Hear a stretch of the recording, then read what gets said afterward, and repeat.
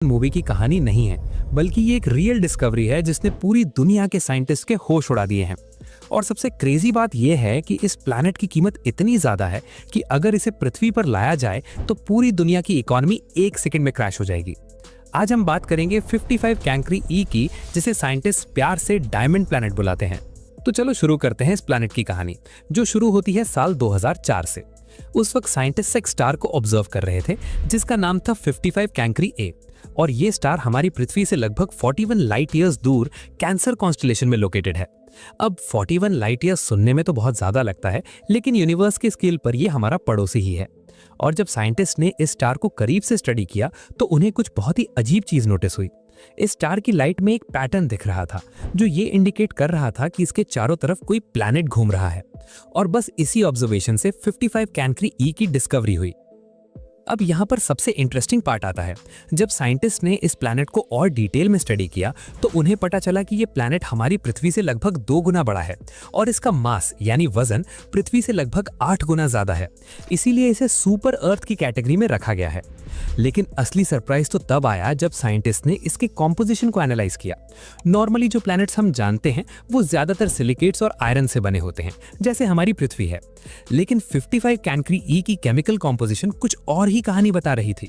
साल 2012 में L university के साइंटिस्ट ने एक रिसर्च पब्लिश की जिसने पूरी साइंटिफिक कम्युनिटी को हिला कर रख दिया। इस रिसर्च के अकॉर्डिंग 55 कैंक्री ई एक कार्बन रिच प्लैनेट है। इसका मतलब यह है कि इस प्लैनेट में कार्बन की मात्रा बहुत ज्यादा है। अब आप सोच रहे होंगे कि कार्बन तो हमारी पृथ्वी पर भी है, तो इसमें क्या बड़ी बात है।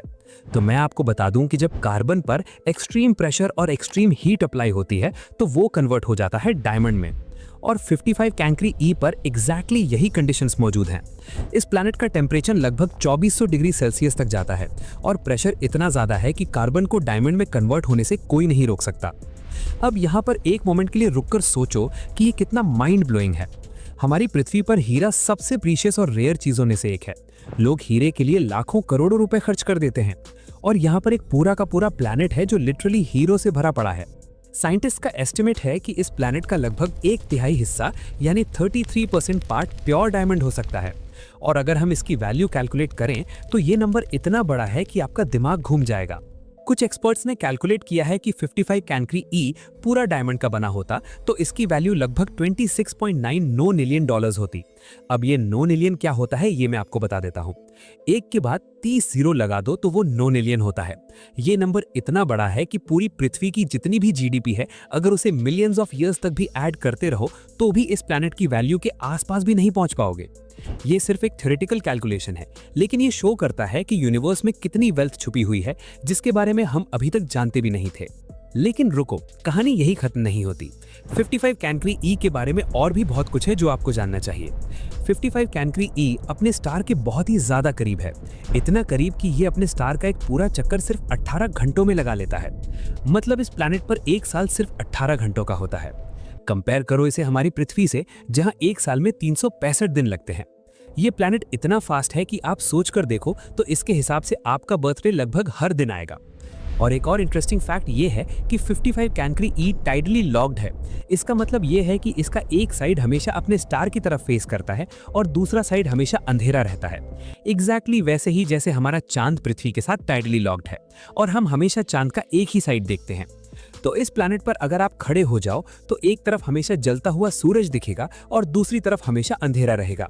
अब इसका मतलब यह है कि इस प्लैनेट के दोनों साइड्स का टेम्परेचर बहुत ड्रास्टिकली डिफरेंट है। जो साइड स्टार की तरफ है वहां टेम्परेचर 2400 डिग्री सेल्सियस तक जाता है और जो साइड दूर है वहां ये लगभग 1100 डिग्री सेल्सियस के आसपास रहता है। अब आप सोच रहे होंगे कि क्या इस प्लैनेट पर लाइफ पॉसिबल है? तो इसका आंसर है बिल्कुल नहीं। कम से कम उस टाइप की लाइफ नहीं जो हम जानते हैं। इतने एक्सट्रीम टेम्परेचर पर कोई भी ऑर्गेनिक मॉलिक्यूल सरवाइव नहीं कर सकता। प्लस इस प्लैनेट पर कोई एटमॉस्फेयर भी नहीं है जो लाइफ को सपोर्ट कर सके। तो अगर आप वहां जाने का प्लान बना रहे थे तो उसे अभी कैंसिल कर दीजिए। लेकिन सिर्फ इसलिए कि वहां लाइफ नहीं है, इसका मतलब ये नहीं कि ये प्लैनेट साइंटिफिकली इंपॉर्टेंट नहीं है। 55 कैंक्री ई हमें ये समझने में हेल्प करता है कि यूनिवर्स में कितने डाइवर्स टाइप के प्लैनेट्स एग्जिस्ट कर सकते हैं। हम हमेशा से सोचते आए हैं कि प्लैनेट्स पृथ्वी जैसे ही होते हैं, लेकिन ये प्लैनेट हमें बताता है कि नहीं, यूनिवर्स बहुत ज्यादा क्रिएटिव है। कार्बन रिच प्लैनेट्स एक कंप्लीटली डिफरेंट क्लास के प्लैनेट्स हैं, जहां पर डायमंड और ग्राफाइट कॉमन हो सकते हैं और पानी और ऑक्सीजन रेयर हो सकते हैं। ये एक कंप्लीटली अल्टरनेट वर्ल्ड है जो हमारी अंडरस्टैंडिंग को चैलेंज करता है। अब 2016 में नासा के स्पिट्जर स्पेस टेलीस्कोप ने इस प्लैनेट के बारे में कुछ और फैसिनेटिंग डेटा कलेक्ट किया। इस डेटा से पता चला कि इस प्लैनेट की सरफेस पर मोस्ट प्रोबेबली लावा के महासागर हो सकते हैं। जी हाँ, आपने सही सुना। जहां पृथ्वी पर पानी के समुद्र हैं, वहां 55 कैंकी ई पर लावा के समुद्र हो सकते हैं, जो हमेशा उबलते रहते हैं और बुलबुले छोड़ते रहते हैं। ये इमेजिन करो कितना टेरिफाइंग और एक ही टाइम पर कितना ब्यूटीफुल दिखता होगा। एक प्लैनेट जो हीरो से बना है और जिसकी सरफेस पर लावा के महासागर हैं। अब एक और क्वेश्चन जो लोग अक्सर पूछते हैं वो ये है कि क्या हम कभी इस प्लैनेट तक पहुंच पाएंगे? तो इसका आंसर थोड़ा कॉम्प्लिकेटेड है। 41 लाइट ईयर्स की दूरी इंसानी टेक्नोलॉजी के लिए अभी बहुत ज़्यादा है। अगर हम अपने सबसे फास्ट स्पेसक्राफ्ट से भी जाएं तो हमें वहां पहुंचने में लाखों साल लग जाएंगे। लेकिन फ्यूचर में अगर हमने लाइट स्पीड ट्रैवल या वर्म होल्स जैसी टेक्नोलॉजी डेवलप कर ली तो ये इम्पॉसिबल नहीं है। और सोचो, अगर हम वहां पहुंच गए और वहां से हीरे माइन करके पृथ्वी पर लाने लगे तो क्या होगा? हीरों की कीमत एकदम क्रैश हो जाएगी और जो लोगों ने लाखों करोड़ों के हीरे खरीदे हैं वो वर्थलेस हो जाएंगे। लेकिन यहाँ पर एक प्रॉब्लम है। कुछ साइंटिस्ट का मानना है कि शायद 55 कैंक्री ई पूरी तरह डायमंड का बना नहीं है। 2016 में कुछ नई स्टडीज आईं जिन्होंने सजेस्ट किया कि इस प्लैनेट का कंपोजिशन पहले सोचे गए से थोड़ा डिफरेंट हो सकता है। इन स्टडीज के अकॉर्डिंग प्लैनेट में कार्बन तो है, लेकिन उतना नहीं जितना पहले थॉट किया गया था। लेकिन इसका मतलब ये नहीं कि डायमंड प्लैनेट का कंसेप्ट गलत है। साइंटिस्ट अभी भी इस पर रिसर्च कर रहे हैं और जेम्स वेब स्पेस टेलीस्कोप से नया